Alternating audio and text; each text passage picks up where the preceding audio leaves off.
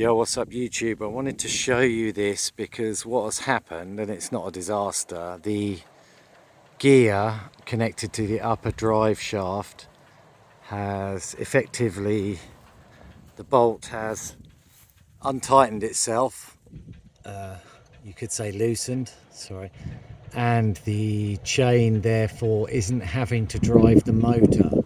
What I wanted to show you is how fast the blades actually spin when it hasn't got the hard motor to turn. Let's see if we get a bit of wind. Because the wind's literally 8 or 9 miles an hour at the moment.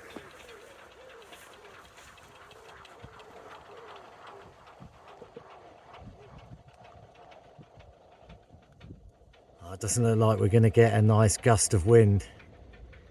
I came out here and it was absolutely ripping round. I was like, oh, that's interesting, because I'd had it set on the 12 volt controller, so the dump load would come on at 14 volts, and that is what has caused the bolt to come undone, is the dump load coming on all the time, which obviously adds a braking element, and the momentum of the blades keeps on going round.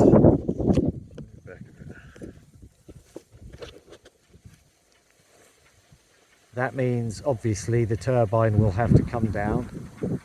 Here we go, might get a bit of wind here.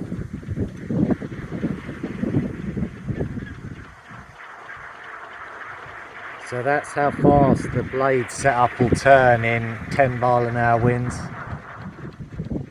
It's getting bashed about a bit. You see, that's what it was doing before, but now straight back into the wind, look.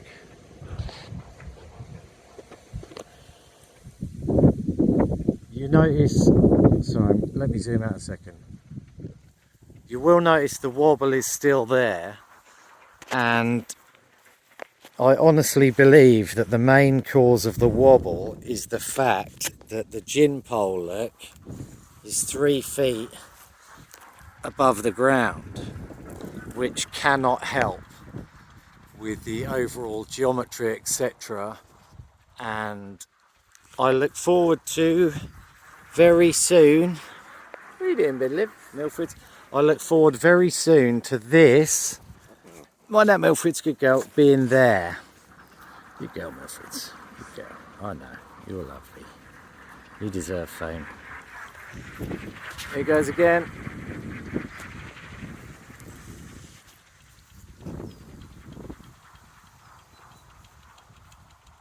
Bit of a click there. I do believe the rear bearing is on its way out. It hasn't had one greasing in its entire lifetime.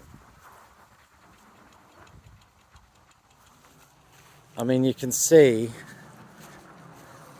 these aren't as tight as they could be, but I don't know if you know what I mean. The gin pole, this bit of the gin pole should be here as a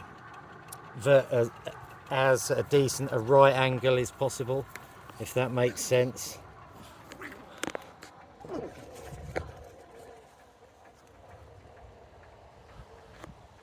There goes Milford, sorry, getting distracted there. But yeah, I just wanted to show you that it's not a big problem. It means that we either need to drill holes in the drive shaft for the bolt on the gear cog to go in, that's the proper way of doing it, or you could put an extra 2 bolts on the gear. Here we go again.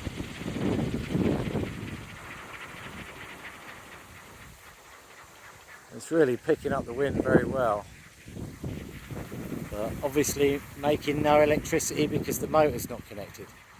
I don't know if you can see, the chain is actually bouncing around quite a lot even though it's not connected. I suppose that's just the wobble.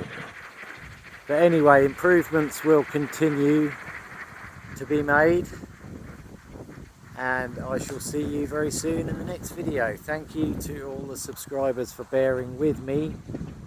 This project has taken a long time, but I hope you can appreciate the true homemade aspect of it.